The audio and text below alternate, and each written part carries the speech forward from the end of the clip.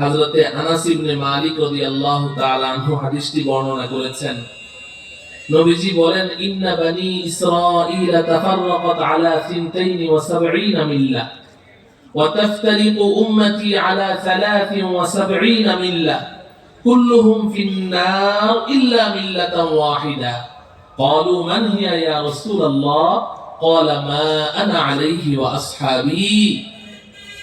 নবীজি বলেন সাহাবায়ে কেরামকে লক্ষ্য করে যে আমার উম্মতের মধ্যে একটা সময়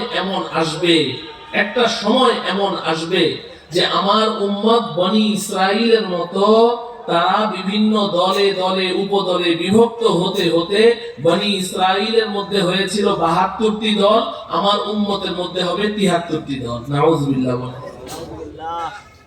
নবীজি বলেন কুল্লুহুম ফিন-নার ইল্লা মিল্লাতান ওয়াহিদা।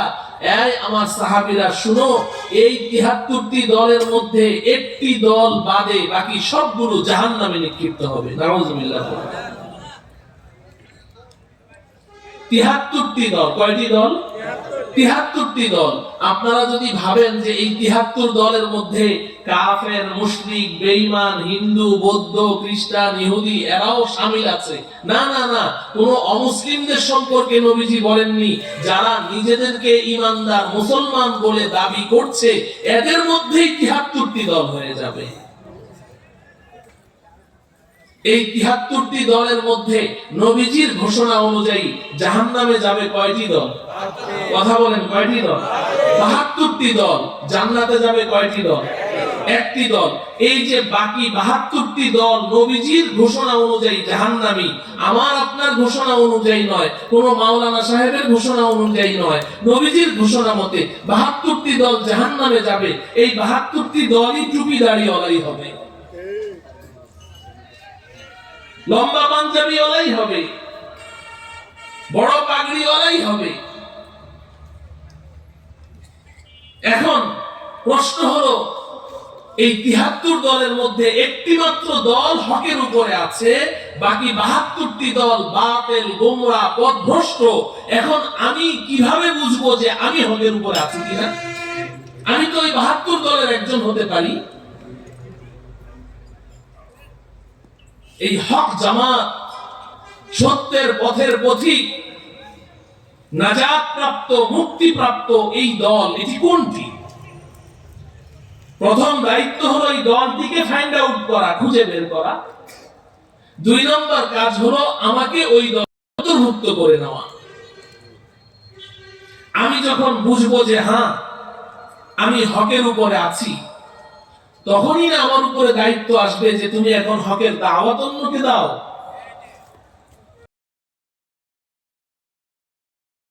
বুঝতে হবে হকের উপর আছে কিনা। মুহতারাম হাজিরিন, এখন প্রশ্ন হলো, সাহাবায়ে কেরাম প্রশ্ন করেছেন, ইয়া রাসূলুল্লাহ মান হিয়া ইয়া রাসূলুল্লাহ, ওয়া ফি রিওয়ায়াতিন মা হিয়া ইয়া রাসূলুল্লাহ। ওহে আল্লাহর রাসূল, আপনি যে বলছেন উম্মত 73 দলে বিভক্ত হবে, তার মধ্যে একটি মাত্র দল জান্নাতি হবে, নাজাত প্রাপ্ত হবে। আমাদেরকে শুধু ওই নাজাত প্রাপ্ত, মুক্তি প্রাপ্ত জান্নাতি দলের পরিচয়টুকু বলে দিন, কারণ আমরা নিজেদেরকে ওই দলে শামিল করতে চাই। নবীজি সাল্লাল্লাহু আলাইহি ওয়াসাল্লাম বলে দিলেন, মা আনা আলাইহি ওয়া আসহাবী। ও আমার সাহাবীরা শুনো, আমার উম্মত যখন এমন বিভিন্ন দল উপদলে খণ্ড বিখণ্ড হয়ে যাবে, তখন একটা মাত্র দল নাজাত প্রাপ্ত, মুক্তি প্রাপ্ত হবে। আর ওই দলের পরিচয় হলো আমি এবং আমার সাহাবায়ে কেরামের আদর্শের উপরে তারা প্রতিষ্ঠিত থাকবে। আমি এবং আমার সাহাবা, মা আনা আলাইহি ওয়া আসহাবী, আমি এবং আমার সুন্নাহ এবং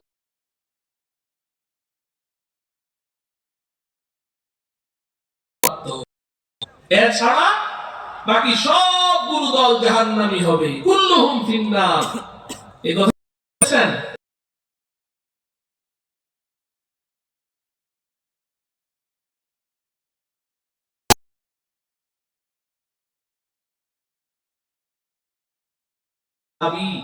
আমি এবং আমার সাহাবারা যেই মতাদর্শের উপর প্রতিষ্ঠিত আছি, আমাদের আদর্শ সুন্নাহ যেই দলটি আঁকড়ে ধরে থাকবে শুধু ওই দলটি জান্নাতি হবে। আমার প্রিয় ভাইরা, এখন তো আমাদের দায়িত্ব হলো বর্তমান দুনিয়াতে মা আনা আলাইহি ওয়া আসহাবি, নবীজি এবং সাহাবায়ে কেরামের আদর্শের উপরে কোন দলটি প্রতিষ্ঠিত আছে এটাকে এখন খুঁজে বের করতে হবে এবং নিজের মধ্যে শামিল করতে হবে। আমরা আশেপাশে এমন কত জামাত দেখছি, কত দল দেখছি, কত মত দেখছি, অনেক বিশাল বিশাল পাগড়ি মাথায় দিয়ে চলছে, লম্বা দাড়ি নিয়ে চলছে, হাতে লাঠি নিয়ে চলছে, তসবিহ নিয়ে চলছে, অনেক বড় বড় দরবার দেখছি। আবার অনেক সুন্দর সুন্দর রুমাল মাথায় দিয়ে অনেক শায়েখদেরকে দেখছি, কত রঙের মানুষ দেখছি, কত রঙের আদর্শ দেখতে পাচ্ছি। কোনটা হক কোনটা বাতিল? আপনারা যারা আমার সামনে বসে আছেন, বিশেষ করে জেনারেল শিক্ষিত ভাইয়েরা, দিনদার, নিজেকে একজন খাঁটি ইমানদার মুসলিম হিসেবে এই দুনিয়ার জিন্দেগিটা কাটাতে চাচ্ছেন, কিন্তু আপনাদের কাছে কোরআন ও হাদিসের কষ্টি পাথর নেই, যেই কষ্টি পাথরে ঘষা দিয়ে আপনি সত্য আর মিথ্যার মধ্যে পার্থক্য করতে পারবেন, যেই কষ্টি পাথর দিয়ে ঘষা দিয়ে আপনি হক আর বাতিল চিনতে পারবেন, আপনাদের বিপদটা আরো বেশি। বুঝতেই পারছেন না কার পরামর্শ অনুযায়ী এই জীবনটা পরিচালিত করবেন। আপনার জীবনের যেই তরি, এই জীবন তরির বৈঠাটা কার হাতে ছেড়ে দিবেন আপনি সিদ্ধান্ত নিতে পারছেন না, কারণ আপনার কাছে তো ওই কষ্টি পাথর নেই। এজন্য আমি মনে করি আমার এই দিনদার ভাইদের বিপদটা আরো বেশি। আল্লাহ রাব্বুল আলামিন আমাদেরকে হক জামাত, সত্যের পথের পথিক এই জামাতকে সঠিকভাবে চেনা, জানা এবং নিজেকে তাদের দলভুক্ত করার তৌফিক দান করুন। মুহতারাম ভাইও, আমি তো বলেছি যে লম্বা কথা বলার আমার ইচ্ছাও নেই, পরিবেশও নেই, আপনাদেরও ধৈর্য নেই, যার কারণে আমি লম্বা কথা বলবো না, খুব সংক্ষেপে বলবো। যেহেতু আমি এখানে বারবার এসেছি, আপনাদের কাছে পরিচিত, আশা করি কিছুটা হলেও আমার উপর আস্থা আছে। আর উলামায়ে কেরাম তো এখানে আছেন, আমি তো সবক শোনাচ্ছি, ভুল হলে তারা শুধরে দিবেন। প্রশ্ন হলো, এই হক জামাত কোনটি? নবীজি সাল্লাল্লাহু আলাইহি ওয়াসাল্লাম এই হক জামাতের পরিচয় দিয়ে গেছেন। একটি পরিচয়ের কথা তো আমি বললাম যে নবীজির আদর্শ এবং সাহাবায়ে কেরামের আদর্শ, রাসূলের আদর্শ এবং সাহাবায়ে কেরামের আদর্শ, রাসূল এবং সাহাবায়ে কেরামকে যারা মানবে। অতএব আমি যদি দেখি যে অনেক বড় বড় ডিগ্রিধারী, অনেক বড় বড় স্কলার, অনেক বড় বড় ডক্টর, অনেক বড় বড় শেখ, কিন্তু তারা নবীজির কথা তো মানছে, কিন্তু সাহাবায়ে কেরামকে তারা মানছে না, তাহলে তারা কি হকের উপরে আছে? সাহাবায়ে কেরামকে মানছে না। আজকে তো যুবকরা খুব বেশি তাদের খপ্পরে পড়ে যাচ্ছে, যারা সাহাবায়ে কেরামকে মানে না। তারা কি হক না বাতিল? কথা বলতে হবে। তো যারা সাহাবায়ে কেরামকে মানে না তাদের অনুসরণ করা যাবে না। অতএব কেউ যদি বলে যে 20 রাকাত তারাবি পড়া এটা হযরতে ওমর রাদিয়াল্লাহু তাআলা, ওরা তো এত আদবের সাথে বলে না 20 রাকাত তারাবি পড়া ওমরের বেদাত, নাউজুবিল্লাহ, তাদেরকে মানা যাবে না। কেউ যদি বলে জুমার নামাজের আগে জুমার দিন জুমার নামাজে 2 আযান দেওয়া এটা ওসমানের বেদাত, নাউজুবিল্লাহ বলে, তাদের অনুসরণ করা যাবে না। কেউ যদি বলে যে কোন স্বামী তার স্ত্রীকে একসাথে 3 তালাক দিলে 1 তালাক হয়, তাদেরকে মানা যাবে না। বলে 3 তালাকে 3 তালাক হবে, কয়টা ওমরের বেদাত। সাহাবায়ে কেরামকে বেদাতি বলে যারা গালি দেয় তাদেরকে অনুসরণ করা যাবে না, তাদেরকে অনুসরণ করা যাবে না। নবীজি পরিষ্কার বলেছেন কোন গোড়ামি করবেন না। এটা তো কোনো রাজনৈতিক দল নয় যে আমি অমুক রাজনৈতিক দল করি, আমার রাজনৈতিক লিডার যা বলবে তাই আমি মানব, সত্য হোক মিথ্যা হোক। এটা তো কোনো আওয়ামী লীগ বিএনপি আর জাতীয় পার্টি না, এটা তো আপনার আখিরাত জান্নাত জাহান্নাম নির্ভর করছে এটার উপরে। অতএব গোড়ামি করবেন না যে না শায়েখ এটার রেফারেন্স দিয়েছে, সহিহ হাদিসের রেফারেন্স দিয়েছে, বুখারী শরীফের রেফারেন্স দিয়েছে। হ্যাঁ, যেই হাদিসের রেফারেন্স দিয়ে তারা কথা বলছে ওই হাদিসটা নিয়ে মুফতি কামাল উদ্দিন সাহেবের কাছে যান, গিয়ে বলেন যে হুজুর এই হাদিসটা তো আপনারা মানেন না, আপনাদের আমল তো এই হাদিসের সাথে মিলছে না, এটার ব্যাখ্যা কি? ব্যাখ্যা বুঝে নেন, বুঝার পরে বুঝবেন যে ওরা কত বড় বাটপার আর প্রতারক। এটা ধরা পড়ে যাবে। আপনি তো যাচ্ছেন না, আপনার পকেটে মোবাইল আছে, ইউটিউব ফেসবুক আছে, আপনি মনে করেন যে আমার পকেটেই তো কত মুফতি সাহেব আছে, মুহাদ্দিস সাহেব আছে, কেন আমি আলেমদের কাছে যাব? এই কারণেই তো আপনি পথভ্রষ্ট হয়ে যাবেন। ইসলাম ইউটিউবের মাধ্যমে আসেনি, ফেসবুকের মাধ্যমে ইসলাম আসেনি। ইসলাম এসেছে উস্তাদের মাধ্যমে ছাত্রের কাছে, ওই ছাত্রের মাধ্যমে তার পরবর্তী ছাত্রের মাধ্যমে। নবীজি সাল্লাল্লাহু আলাইহি ওয়াসাল্লাম সাহাবায়ে কেরামকে তালিম দিয়েছেন, সাহাবায়ে কেরাম তাবেঈনদেরকে দিয়েছেন, তাবেঈনরা তাবেঈ তাবেঈনকে দিয়েছেন। এজন্য যারা বুখারী মুসলিমের স্লোগান দেয় তাদেরকে আমি বলি যে ইমাম বুখারী রাহমাতুল্লাহি আলাইহি কিতাবুল ইলমের মধ্যে বলেছেন ওয়া ইন্নামাল ইলমু বিত্তাআল্লুমি, এটা তার বুখারী শরীফের মধ্যে তিনি নিজে বলেছেন ওয়া ইন্নামাল ইলমু বিত্তাআল্লুমি, যে গ্রহণযোগ্য ইলম হচ্ছে ওই ইলম যেটা উস্তাদের কাছ থেকে সরাসরি অর্জন করা হয়, ইউটিউব থেকে নয়, ফেসবুক থেকে নয়। মুহতারাম হাজিরিন, তো আমি যে কথা সংক্ষেপে বলতে চাই সেটা হলো বর্তমান দুনিয়াতে হক জামাত কোনটি? এটি আমার নিজের বক্তব্য নয়, বর্তমান বিশ্বে অন্যতম একজন শ্রেষ্ঠ আলেম, আরব বিশ্ব যাকে শ্রেষ্ঠ আলেমের খেতাব দিয়েছেন, শাইখুল ইসলাম আল্লামা তাকি উসমানী দামাত বারাকাতুহুম, তিনি লিখেছেন मैं पहले तकलीदन कहता था, मैं पहले तकलीदन कहता था, अब पूरी दुनिया सफर करने के बाद बसीरत के साथ कहता हूं उलमाए देवबंद ही हक पर है। শাইখুল ইসলাম আল্লামা তাকি উসমানী বলেন যে আমি তো আগে বড়দের কাছে শুনে শুনে বলতাম, বড়দের কাছে শুনে শুনে বলতাম, কিন্তু এখন গোটা বিশ্ব সফর করার পরে, গোটা বিশ্ব ভ্রমণ করার পরে, শাইখুল ইসলাম আল্লামা তাকি উসমানী সম্পর্কে আপনারা জানেন এমন একজন ব্যক্তি যিনি গোটা পৃথিবী ভ্রমণ করেছেন। আমাদের জানা মতে পৃথিবীতে এমন কোনো দেশ নেই, এমন কোনো রাষ্ট্র নেই যেই দেশ তিনি ভ্রমণ করেননি, যেই দেশে তার পা পড়েনি। শাইখুল ইসলাম আল্লামা তাকি উসমানী বলেন যে अब पूरी दुनिया सफर करने के बाद बसीरत के साथ कहता हूं उलमाए देवबंद ही हक पर है, যে আমি গোটা পৃথিবী ভ্রমণ করার পরে এখন বুঝে শুনে গোটা দুনিয়াবাসীর কাছে আমি এই মেসেজটুকু পৌঁছে দিতে চাই, এই বর্তমান দুনিয়াতে হক এবং হক্কানিয়াতের পতাকাবাহী জামাত, হক এবং হক্কানিয়াতের তর্জুমান এবং ভাষ্যকার এবং এই হকের কথা যারা বলে, হক পথে যারা চলে, নাজাত প্রাপ্ত মুক্তি প্রাপ্ত একমাত্র জামাতের নাম হলো উলামায়ে দেওবন্দ। বলেন কারা? উলামায়ে দেওবন্দ। তাদের সম্পর্কে নবীজি সাল্লাল্লাহু আলাইহি ওয়াসাল্লাম ইরশাদ করেছেন লা তাযালু তাইফাতুম মিন উম্মতি মানসুরিনা আলাল হক লা ইয়াদুররুহুম মান খালাফাহুম হাত্তা তাকুমাস সাআ। নবীজি বলেন আমার উম্মতের মধ্যে হক কথা বলবে, হক পথে চলবে এমন একটা জামাত প্রত্যেক যুগে প্রত্যেক জমানায় থাকবে।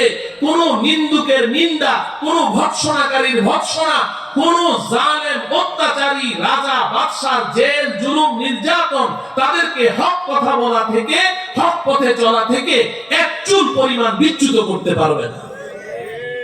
হাত্তা তাকুমাস সাআ, এক পর্যায়ে কিয়ামত চলে আসবে। কিয়ামত পর্যন্ত এই দলটি হকের উপরে প্রতিষ্ঠিত থাকবে। ও আমার প্রিয় ভাইয়েরা, এই হাদিসটুকুর দিকেই শুধু একটু তাকান। এই আমাদের এই বাংলার মাটিতে বাংলাদেশ স্বাধীন হওয়ার পর থেকে এই পর্যন্ত ইসলামের উপরে, মুসলমানদের উপরে কিংবা আল্লাহ এবং রাসূলকে নিয়ে কিংবা জান্নাত জাহান্নাম নিয়ে আখিরাত নিয়ে কোরআন নিয়ে কোনো কটূক্তি করেছে কিংবা ইসলামের উপরে কোনো আঘাত এনেছে এমন যত বাতিল মতবাদ এসেছে এগুলোর প্রতিবাদ একমাত্র উলামায়ে দেওবন্দি করেছে। উলামায়ে দেওবন্দ ছাড়া কেউ এর প্রতিবাদ করেনি। উলামায়ে দেওবন্দের নেতৃত্বে বাংলাদেশের মুসলমান তারা প্রতিবাদ করেছে। তো নবীজি সাল্লাল্লাহু আলাইহি ওয়াসাল্লাম এই সব কথা আমি শেষ করে দিচ্ছি, এটা নিয়ে এখন কারিগরি করতে চাও না। শুনুন নবীজি সাল্লাল্লাহু আলাইহি ওয়াসাল্লামের ঘোষণা যদি আমাদের বুঝে আসে তাহলে আর বুঝতে বাকি নেই যে সত্যের পথের পথিক এই জামাত কারা, উলামায়ে দেওবন্দ। ও আমার প্রিয় ভাইরা, এজন্য মা আনা আলাইহি ওয়া আসহাবি, রাসূলের আদর্শ এবং সাহাবায়ে কেরামের আদর্শের উপরে শতভাগ যারা অটল অনড় অবিচল আছেন এরাই হচ্ছেন উলামায়ে দেওবন্দ। আপনি সারা বিশ্ব ভ্রমণ করেন, বিশ্বের যে কোনো প্রান্তে যান, গিয়ে যদি দেখেন যে দ্বীনের কোনো কাজ চলছে, সেই কাজ দাওয়াত ও তাবলীগের লাইনে হোক, সেই কাজ ওয়াজ ও নসিহতের লাইনে হোক, সেই কাজ আপনার মসজিদে মিম্বারে মেহরাবে বসে হোক, সেই কাজ লেখালেখির ময়দানে হোক, কিংবা সেই কাজ হক্কানি পীরের খানকায় হোক, কিংবা সেই কাজ মাদ্রাসায় তালিম ও তাদরিসের মাধ্যমে হোক, কিংবা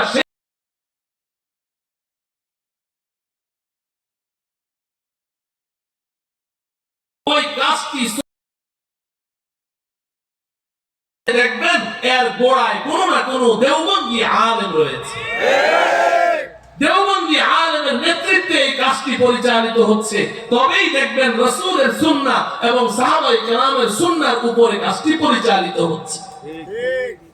অতএব আমি কোন দলের দালালি না করে, কোন রকমের প্রান্তিকতার শিকার না হয়ে, কারো প্রভাবিত না হয়ে, আল্লাহ রাব্বুল আলামিন আমাকে যতটুকু ইলম দান করেছেন আমি আল্লাহকে হাজির নাজির জেনে বলতে পারি যে নবীজি সাল্লাল্লাহু আলাইহি ওয়াসাল্লাম তিনি যেই হক জামাতের কথা বলেছেন এবং নাজাত প্রাপ্ত মুক্তি প্রাপ্ত জান্নাতি দলের কথা বলেছেন, বর্তমান জমানায় বর্তমান দুনিয়ায় এই জামাতের নাম হলো উলামায়ে দেওবন্দের জামাত।